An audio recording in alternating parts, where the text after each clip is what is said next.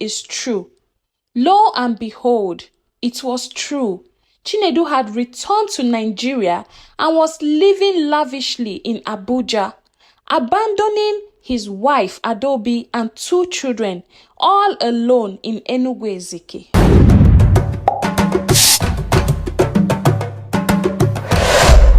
In the bustling town of Enugu-Ezike lived the young couple Chinedu and Adaobi. They got married 5 years ago in a simple ceremony with family and friends. Though they weren't wealthy, but they were happy and contented with each other and their 2 children, Obinna and Chiamaka.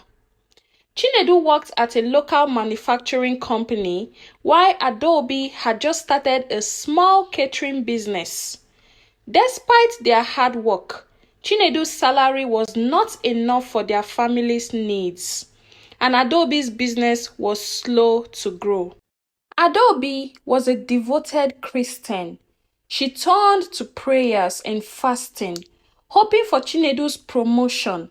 She even held vigils, pleading for a breakthrough. 7 months later, their prayers were answered. Chinedu was promoted and sent to manage a new branch in South Africa. The joy in their household was immense. Chinedu promised to save his salary for 2 years, just so he can open his own business upon his return. Meanwhile, while Chinedu was away in South Africa, Adobe managed the family with her small catering business earnings, and she was determined to support their plan. For 1 year and 6 months, everything seemed fine. Chinedu was already settled in South Africa and was sending little money to Adobe to support her catering business. Everything was going smoothly and beautiful, and Adobe couldn't wait to see her husband return from South Africa, as he has been more like a single mother all this while. Now, Chinedu's younger brother, Ikechukwu, lived with them during his final year at the university. Ikechukwu was like a younger brother to Adobe. He assisted her with errands, helped her with anything that they need to fix in the house. He was more like a support system to Adobe while her husband was away in South Africa. One day, Ikechukwu came home complaining of a severe headache. Adobe was panicked and rushed him to the hospital. But despite the doctor's efforts, unfortunately, Ikechukwu passed away in her arms the next day. The loss was so devastating for Adobe and her children. She was like, oh my God, what am I going to do? What will I tell my husband? He kept his younger brother under my care. When Adobe called Chinedu to break the tragic news to him, his reaction was shockingly cold. He accused Adobe of causing Ikechukwu's death and refused to believe it was natural. Chinedu's behavior grew more erratic and distant. Adobe was heartbroken and confused. She continued to pray for her family's restoration. She hoped Chinedu's accusations were a result of grief and not his true feelings. Unfortunately, Chinedu's cold attitude towards Adobe continued. He ceased all communications from his wife and children. He accused his wife of being a witch and that she killed his younger brother. He also stopped sending money to support Adobe. Adobe was heartbroken. She said to herself, "My God, please help me. Please vindicate me. I am innocent. Ikechukwu is like my younger brother. I cannot hurt him. Why is Chinedu treating I and his children like this?" Months passed without any financial support at all from Chinedu. Adobe struggled to keep the family afloat. One day, rumors started spreading that Chinedu had returned to Nigeria. Adobe was surprised that it's not possible for Chinedu to step into Nigeria without looking for his children. Adobe decided to call a relative of her husband to find out if the rumor she's hearing is true. Lo and behold, it was true.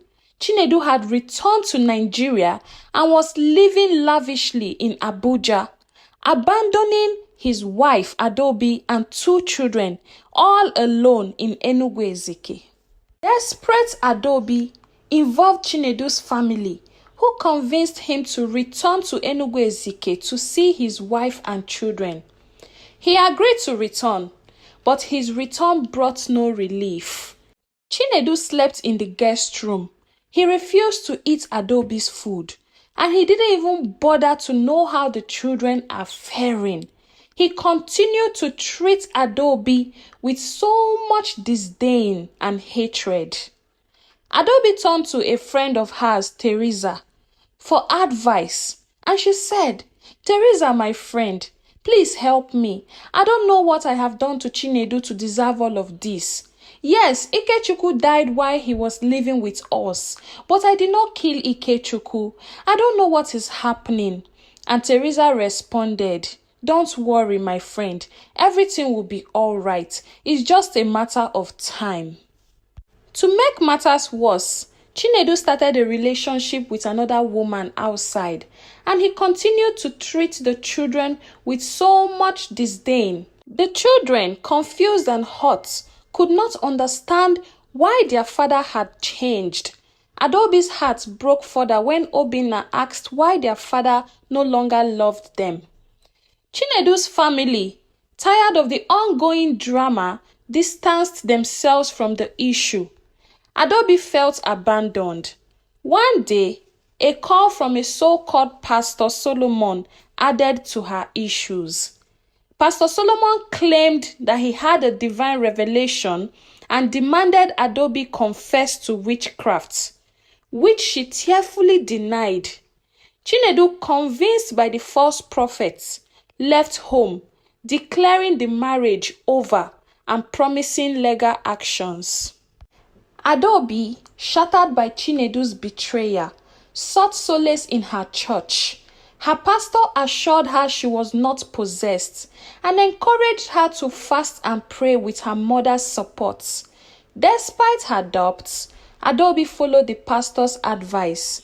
Her mother was like a pillar of her strength. She joined her daughter in midnight prayers, believing that God will restore her family. 3 months passed with no change. Adobe, overwhelmed by the burden of single-handedly supporting her family, felt her hope waning. She returned to her mother, who continued to offer emotional and financial support. Adobe's business faltered, and the children's questions about their father grew more persistent. She reassured them that their father was on a work assignment, though she herself was losing faith in his return. One fateful day, as Adobe was closing her shop, she received an unexpected visitor, Chinedu. He looked weary and contrite. Adobe's heart pounded as she invited him inside. Chinedu confessed that he had been misled by Teresa, Adobe's friend. It turned out that Teresa was actually the one who fed Chinedu with all those lies about Adobe. She convinced Chinedu into believing that Adobe was a witch and that their children were part of a marine kingdom. Chinedu became influenced by these fabrications, believing that Teresa is Adobe's friend, and of a truth, Teresa should know so much about his wife. And that was why he began to mistreat Chiamaka, Obinna, and their mother Adobe. He also confessed that Teresa was actually the woman he started another relationship with, and Teresa hired someone to call him as a fake pastor, which was Pastor Solomon, to get Adobe into confessing that she was a witch, just so Chinedu could hate her more. Chinedu said he had realized his mistakes after falling ill and seeking genuine spiritual guidance. He apologized for the pain he had caused Adobe and their children. Adobe, though hurt, saw the sincerity in Chinedu's eyes. She agreed and tried to rebuild their marriage, but only if Chinedu committed to family counseling and cut ties with Teresa. Chinedu, desperate to make amends, readily agreed. They began attending counseling sections at their church, working through the layers of mistrust and hurts. Gradually, Chinedu's relationship with Obinna and Chiamaka improved. He apologized to his children, explaining his absence and seeking their forgiveness.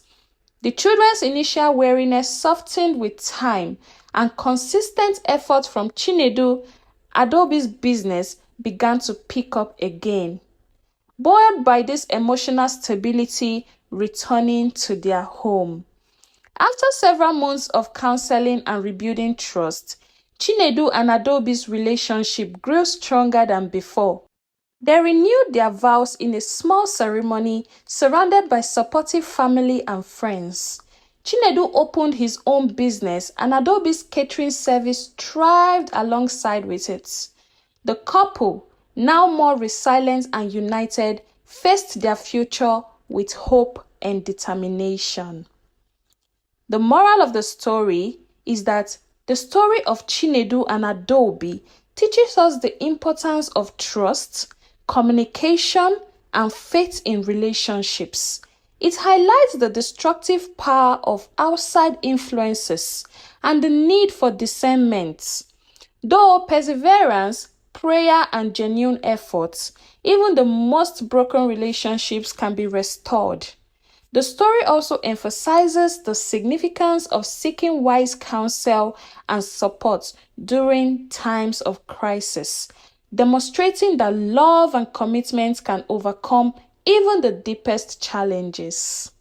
I hope you learned a thing or two from Adobe and Chinedu's story.